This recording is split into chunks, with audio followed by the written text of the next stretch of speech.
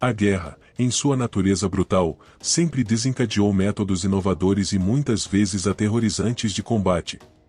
A Guerra do Vietnã não foi exceção, explorando algumas das armadilhas mais horripilantes utilizadas durante esse conflito. Este vídeo lançará luz sobre as táticas horrendas que marcaram este capítulo na história. Estacas Punji, também conhecidas como Punji Stakes, destacam-se como uma das armadilhas mais notórias que foram amplamente utilizadas pelos guerrilheiros do Vietcong durante a Guerra do Vietnã. Estas não eram simples estacas, eram instrumentos meticulosamente elaborados, principalmente feitos de bambu. As estacas eram afiadas até pontiagudas, e em seguida, endurecidas pelo fogo, garantindo que fossem não apenas letais, mas também capazes de perfurar qualquer equipamento de proteção com facilidade. O que tornava essas estacas ainda mais perigosas era o uso de substâncias tóxicas para revesti-las. Em muitos casos, o Vietcong untava as pontas com fezes de animais, substâncias venenosas ou até mesmo veneno. Isso era feito para garantir que, mesmo que a ferida em si não fosse fatal, as infecções resultantes debilitariam o soldado, reduzindo o poder e a moral do inimigo.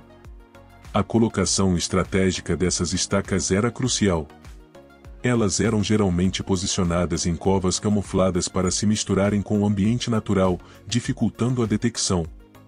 Quando um soldado pisava em uma armadilha desse tipo, inadvertidamente empurrava o pé para dentro, empalando-se na estaca.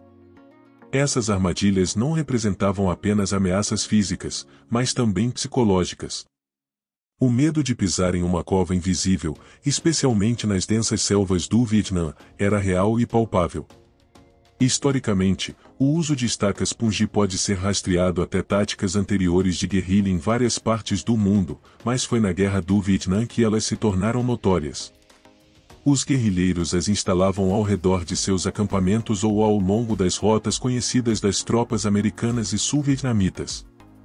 Sua eficácia era tal que os soldados precisavam ser treinados especificamente para detectá-las e evitá-las. Botas especiais também foram desenvolvidas, embora oferecessem proteção limitada contra uma armadilha Punji bem colocada. Enquanto os danos físicos causados pelas estacas Punji eram severos, foi o impacto psicológico que teve efeitos duradouros. Saber que a qualquer passo um soldado poderia se tornar vítima de uma arma tão rudimentar, mas eficaz, tornava as patrulhas uma experiência angustiante. Isso, por sua vez, jogava nas mãos do Vietcong, que capitalizava o medo e a apreensão das tropas inimigas. As estacas Punji, apesar de simples em design, eram um sombrio lembrete das extremidades a que a guerra poderia chegar, transformando a própria natureza em uma arma.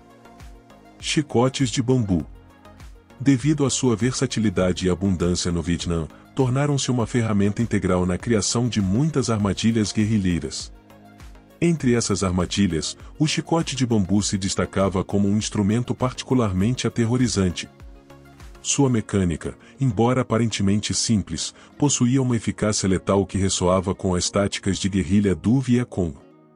Elaborado com um design simples, mas engenhoso, o chicote de bambu funcionava como um chicote comum, mas com um toque mortal.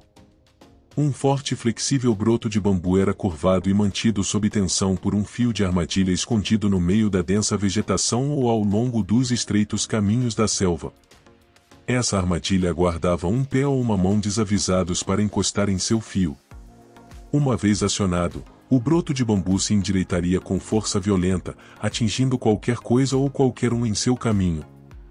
Para aumentar ainda mais sua natureza letal, a ponta do bambu frequentemente era adornada com objetos afiados ou farpas.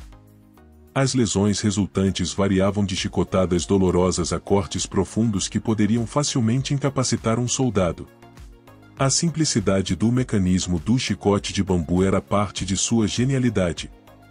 Exigia materiais mínimos e podia ser configurado rapidamente, permitindo que o Vietcong criasse várias armadilhas em um curto período. Além disso, como era feito principalmente de materiais naturais, misturava-se perfeitamente ao ambiente, tornando a detecção incrivelmente desafiadora.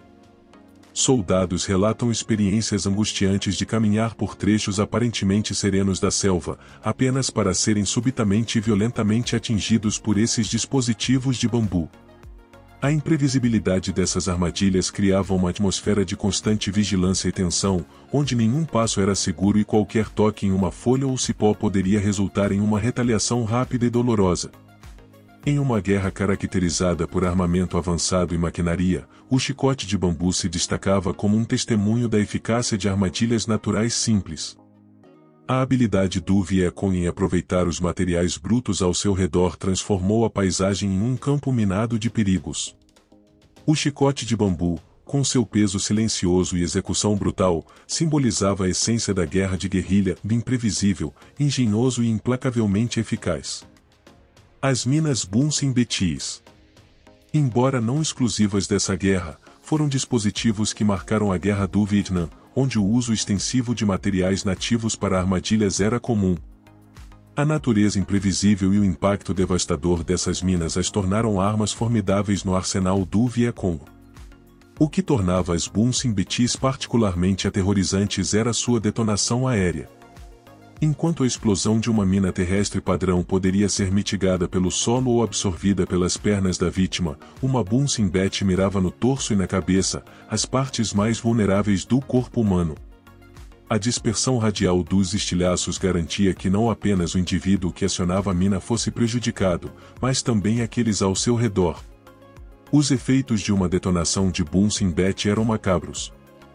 A mina foi projetada para mutilar em vez de matar, os estilhaços de alta velocidade rasgavam carne e osso com facilidade, causando ferimentos graves.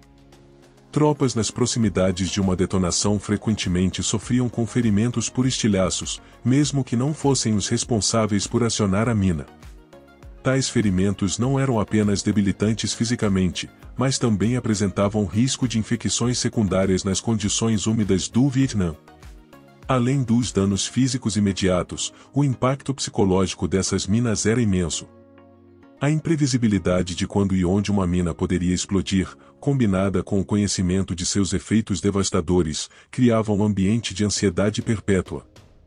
As tropas precisavam estar constantemente atentas a cada passo, sabendo que sob a superfície aparentemente benigna poderia estar um dispositivo esperando para causar caos. Após as detonações, as unidades médicas muitas vezes se deparavam com a sombria tarefa de tratar ferimentos complexos por estilhaços. As lesões causadas pelas Bunsen Betis eram notoriamente difíceis de tratar devido à natureza e dispersão dos estilhaços.